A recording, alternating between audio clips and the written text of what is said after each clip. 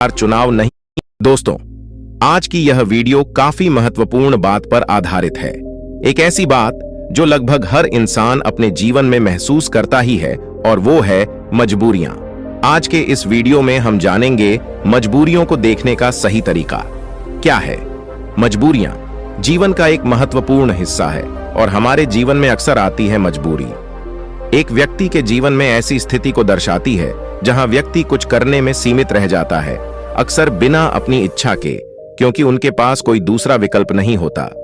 ऐसी स्थिति में हम जो करना चाहते हैं, हम वह चाहकर भी नहीं कर पाते। यह एक ऐसी परिस्थिति होती है जहां पर व्यक्ति अपने मन के अनुसार चुनाव नहीं कर सकते और अपने हथियार डाल देते हैं। मजबूरी में हमें अक्सर वही करना पड़ता है जो हमारे सामने रखा गया हो, न कि वह जो हम करना चाहते हैं। ये मजबूरियां हमारी आर्थिक, सामाजिक, पारिवारिक और व्यक्तिगत स्थितियों से जुड़ी होती हैं। कुछ लोग मजबूरियों से कोसों दूर भागते हैं और कुछ लोग उनका डटकर सामना करते हैं, मजबूरियों से निपटने के लिए नए तरीके ढूंढते हैं। तो आइए इस कहानी के माध्यम से जानते हैं कि कैसे हम अपने जीवन की एक मजबूरी को एक अवसर में बदल सकते हैं। यह कहानी एक व्यक्ति के बारे में है जो बहुत दुखी था। एक समय की बात है, एक छोटे से गांव में एक आदमी रहता था।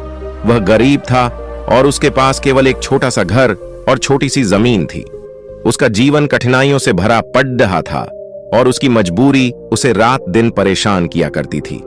अपनी पत्नी और एक बेटा होने के बावजूद वह आदमी बद्धा ही अकेला महसूस करता। वह मन ही मन सोचता रहता कि मेरे जीवन में कितनी मजबूरियां हैं। मुझे अपने घर का खर्च चलाने के लिए रोज काम पर जाना पड़ रहा है। अगर मैं काम नहीं करूंगा तो मेरा परिवार क्या खाएगा, मेरा घर कैसे चलेगा। मेरे बेटे के जीवन में अच्छा भविष्य लाने के लिए मुझे मजबूरन काम करना पड़ रहा है।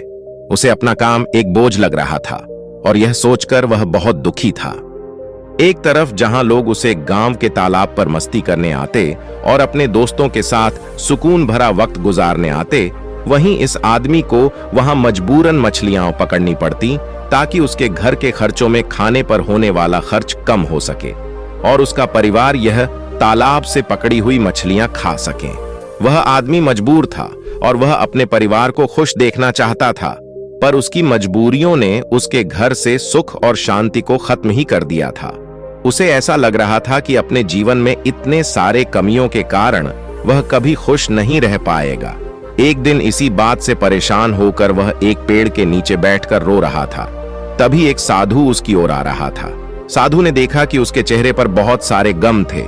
उस साधु ने देखा कि वह व्यक्ति दुखी होकर फूट फूट कर रो रहा था। साधु ने उस व्यक्ति के पास जाकर पूछा, क्या हुआ बेटा, तुम इतने क्यों परेशान हो? उस आदमी ने साधु की ओर देखा। वह साधु साधारण कपड़ों में था और उसको देखकर व्यक्ति सोचने लगा, भला यह साधु क्या मदद कर पाएगा मेरी? व्यक्ति ने उससे कहा, तुम तो एक साधु हो, भला तुम क्या मदद करोगे मेरी? मैं पहले से ही अपनी मजबूरियों के कारण काफी परेशान हूं, तुम मुझे अकेला छोड़ दो। साधु उस व्यक्ति से कहते हैं, बेटा, इतना दुख तुम अकेले क्यों सहन कर रहे हो? मुझे बताओ क्या हुआ, शायद मैं तुम्हारा दुख दूर कर सकूं। वह व्यक्ति उस साधु से कहता है, तुम मेरा दुख दूर करोगे? तुम मेरी मजबूरियों से मुझे मुक्त कैसे कर सकते हो? तुम्हें तो खुद नहीं पता मजबूरियां क्या होती हैं। तुम्हें कौन सी मजबूरी का सामना करना पड़ा? अपने जीवन में तुम क्या जानो? मजबूरी तुम्हें किस बात की चिंता? तुम तो काम भी नहीं करते, तुम्हें किसी परिवार का ध्यान भी नहीं रखना। मुझे तो दिन रात काम करके अपने परिवार की जिम्मेदारी उठानी पड़ती है। साधु उस आदमी के कड़वे शब्द सुनकर भी शांत रहे। वह समझ गए कि यह आदमी अपने जीवन में अपने कामों और मजबूरियों को बुरा समझता है और इसी कारण यह काम को बोझ समझकर मन से किसी भी काम को नहीं कर पा रहा है। साधु हंसकर कहते हैं, बस इतनी सी बात, मैं तुम्हारी मजबूरियों को एक ताकत बना सकता हूं। तुम्हें कभी भी काम करने में बोझ महसूस नहीं होगा। तुम्हें अपने परिवार के लिए काम करना कभी बोझ नहीं मानोगे। मैं तुम्हें एक ऐसा रास्ता बताऊंगा जिससे तुम हर काम खुशी खुशी करोगे, लेकिन तुम्हें पहले मेरा काम करना होगा। क्या तुम तैयार हो? वह आदमी साधु की बातों को लेकर सोच में डूब गया।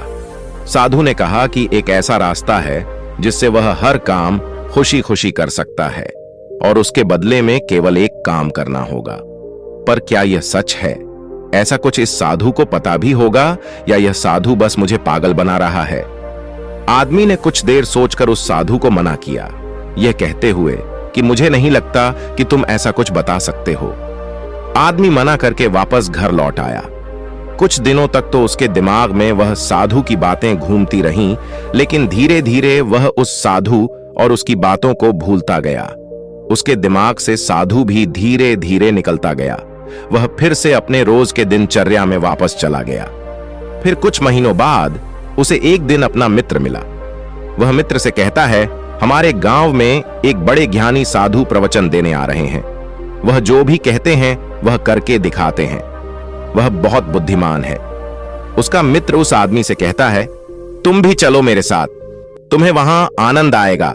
कभी तो अपने लिए कुछ समय निकाल लिया करो, तुम कितनी मेहनत करते हो। वह आदमी सोचता है, मैं तो वैसे ही अपने रोज के काम में मग्न रहता हूं। मेरा मित्र सही तो कह रहा है, कभी अपने लिए भी समय निकालना चाहिए।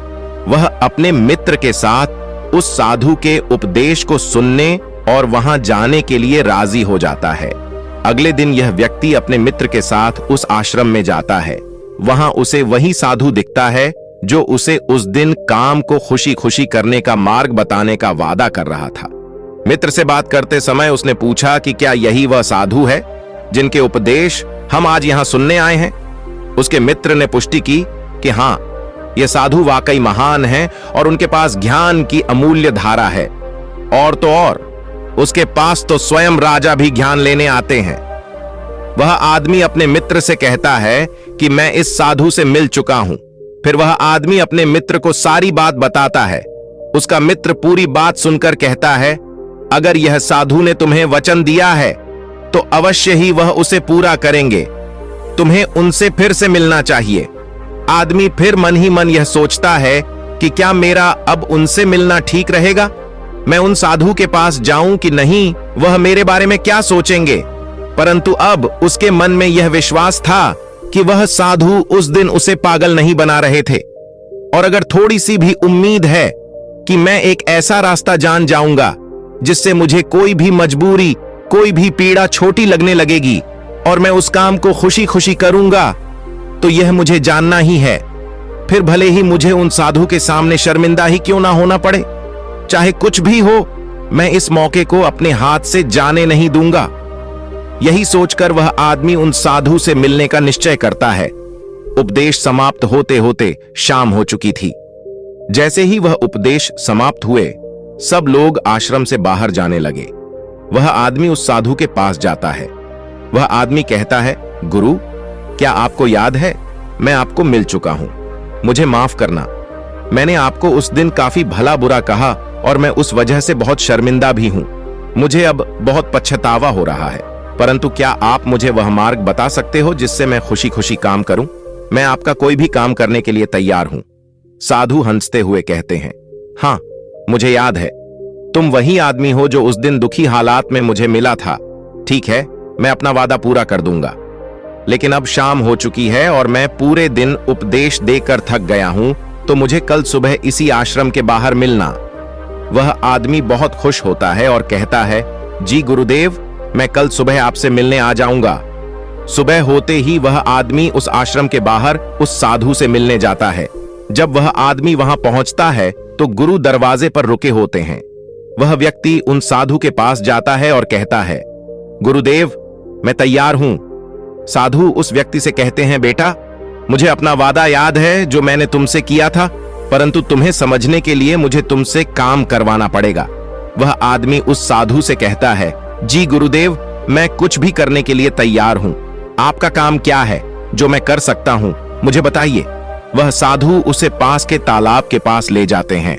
वहां एक बड़ा सा पत्थर था जो पानी के बहाव को रोक कर बैठा था। साधु उस व्यक्ति से कहते हैं, बेटा, क्या तुम्हें यह पत्थर दिख रहा है जो पानी के बहाव को रोक कर बैठा हुआ है? व्यक्ति कहता है। फिर साधु कहते हैं, तुम्हें इस पत्थर को यहां से हटाना है। जैसे ही तुम इस पत्थर को हटाएंगे, तुम्हें तुम्हारे प्रश्नों के उत्तर मिल जाएंगे। व्यक्ति कहता है, लेकिन गुरुदेव, ये कैसे मुमकिन है? ये तो इतना बड़ा पत्थर है, मैं इसे कैसे हटाऊंगा? और फिर इस पत्थर को हटाने से मेरे जीवन की मजबूरियां कैसे हट जाएंगी? मुझे कुछ समझ नहीं आ रहा। साधु कहते हैं, तुमने कहा था कि तुम मेरा कोई भी काम कर दोगे। तुम्हें इस पत्थर को हटाना ही पड़ेगा, अन्यथा मैं तुम्हें तुम्हारे प्रश्नों का उत्तर कभी नहीं बताऊंगा। अब मैं अपने आश्रम जा रहा हूं। जब तुम यह काम कर दोगे, उसके बाद तुम मुझसे मिलने आना। इतना कहकर साधु अपने आश्रम की ओर बढ़ गए। उस आदमी ने सोचा, मुझे यह समझ नहीं आ रहा है कि गुरुदेव मुझे इस पत्थर को हटाने का काम क्यों दे रहे हैं, लेकिन जो कुछ भी हो, मेरे समस्याओं का हल तो मुझे चाहिए। मैं अपने जीवन से बहुत दुखी हूं, और अगर मुझे इस पत्थर को हटाने से मुझे गुरुदेव उत्तर बता देंगे तो ठीक है। गुरुदेव अगर मुझे यह करने को कह रहे हैं तो इसमें जरूर कोई बात होगी। इतना सोचकर उस आदमी ने उस पत्थर को अपने हाथों से हटाने का प्रयास शुरू किया, लेकिन वह पत्थर इतना विशाल और भारी था कि वह थोड़ा भी नहीं हिला। कुछ देर बाद थक हारकर उसने अपने पीठ के बल पर लेकर फिर से प्रयास किया। उस पत्थर को हटाने की कोशिश की। उसने देखा कि वह पत्थर थोड़ा सा अपनी जगह से हिल गया, पर जैसे ही वह थोड़ा सा सीधा हुआ, वह पत्थर फिर से अपनी जगह पर वापस आ गया। उस आदमी का आत्मविश्वास टूट गया। वह मन ही मन सोचता है कि यह कैसा काम दिया है मुझे इस साधु ने। यह पत्थर तो हिलने का नाम भी नहीं ले रहा। बाहर बहुत धूप थी और वह आदमी पसीने में भीग जाता है। वह आदमी बीच में ही रुक जाता है, पर फिर उसे उन साधु की शर्त याद आती है, जिसके मुताबिक अगर वह उनका काम नहीं करेगा तो उसे वह नहीं मिलेगा जो वह चाहता है। यह काम करना भी एक प्रकार की मजबूरी ही थी। काफी समय बीत जाने के बाद उस आदमी ने पास में ही एक पेड़ देखा और उसे उस पेड़ को देखते ही एक तरकीब सूझी। उसने सोचा, क्यों न मैं एक लकड़ी के टुकड़े को पत्थर के नीचे फंसाकर उस लकड़ी पर अपना वजन रखूं। इससे मुझे कम जोर लगाना होगा और लकड़ी बड़ी और मजबूत होने के कारण उसका परिणाम ज्यादा होगा। वह आदमी तुरंत ही एक बड़ी और विशाल लकड़ी तोड़ने में लग जाता है। जैसे तैसे उस आदमी ने एक बड़ी लकड़ी उस पेड़ से निकाली। उसके सारे छोटे टहनियां और पत्ते को तोड़कर एक सीधी लकड़ी तैयार की जो वह इस्तेमाल कर सके। फिर उसने उस पत्थर के अगल बगल एक खड्डा खोदा जहां वह उस लकड़ी को डाल सके। उस आदमी ने लकड़ी का एक छोर उस पत्थर के नीचे फंसाया और फिर वह आदमी अपने हाथों में 2 बड़े पत्थर लेकर उस लकड़ी के दूसरे छोर पर बैठ गया, और देखते ही देखते वह पत्थर अपनी जगह से हट गया और पानी का बहाव फिर से चालू हो गया। वह आदमी बहुत खुश हुआ। उसे आत्मविश्वास महसूस हुआ। वह दौड़ता हुआ उन साधु के पास गया और कहा, गुरुदेव, मैंने कर दिखाया।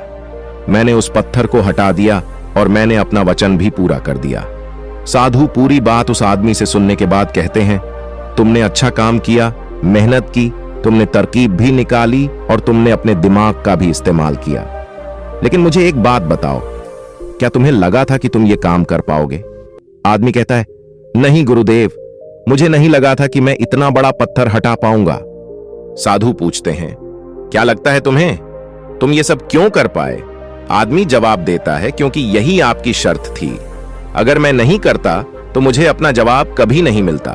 साधु कहते हैं, तो तुम यह कह रहे हो कि यह काम करना तुम्हारी एक मजबूरी थी?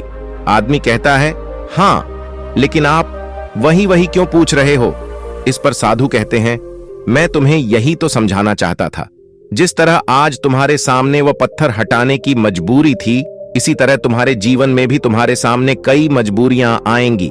साधु आगे कहते हैं, मजबूरियां ही तुम्हें वह काम करवाती है जो तुम्हें नहीं लगता कि तुम वह कर सकते हो।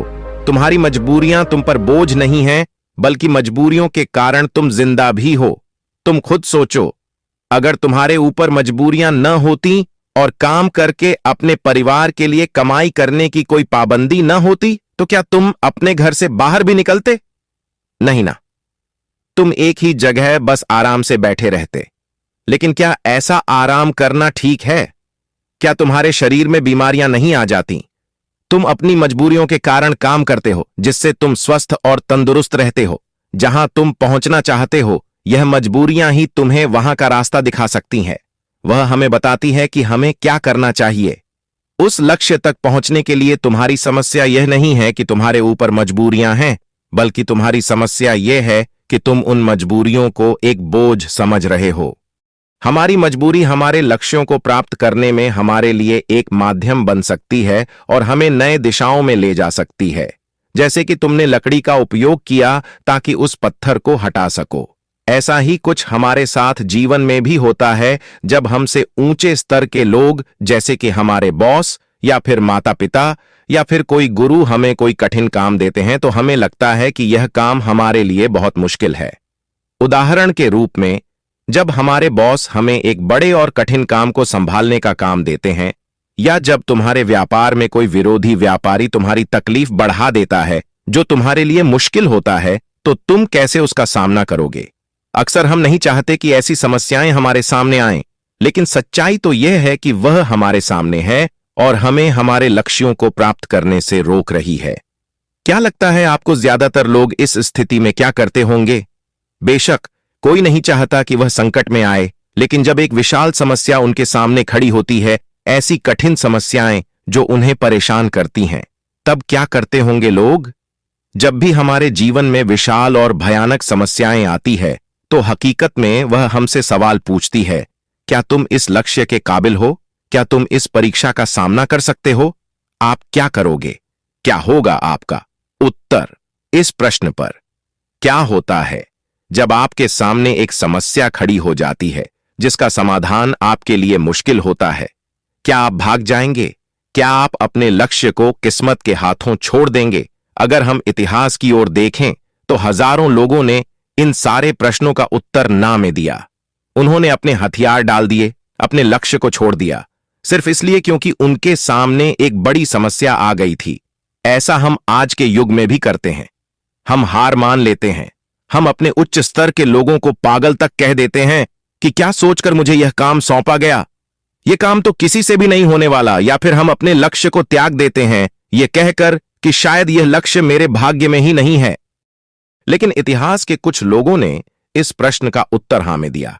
वे डटकर खड़े हुए और समस्या के आंखों में देखकर उसका समाधान निकाला। वह कुछ बड़ा कर पाए उसी समस्या के कारण, और सच कहूं तो वह महान व्यक्ति आज उस मुकाम पर कभी नहीं पहुंच पाते।